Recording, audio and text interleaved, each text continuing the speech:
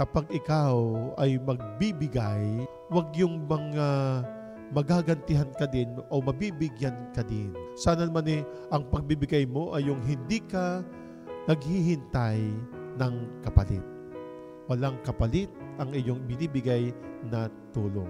Kumbaga, maging bukal sa iyo ang pagbibigay mo o ang pag-aanyaya, na kung saan sa pag-aanyaya, ito'y para sa inyong lahat.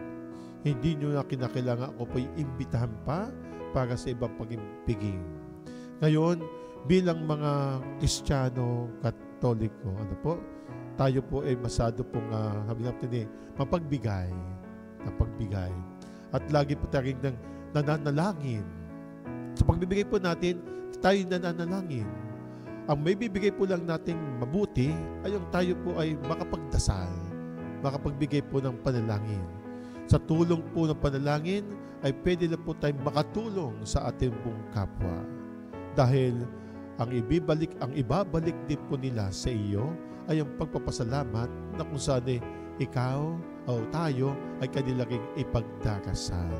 Tanging ang Diyos na lamang ang nakakaalam kung anong kabutihan ang iyong ginawa para sa iyong kapwa na hindi makapagpapabalik o maibabalik kung ano man yung ibinigay mo material. Bagkus, ang Diyos na ang gaganti sa iyo sa iyong kabutihan na ibinigay mo sa iyong kapwa.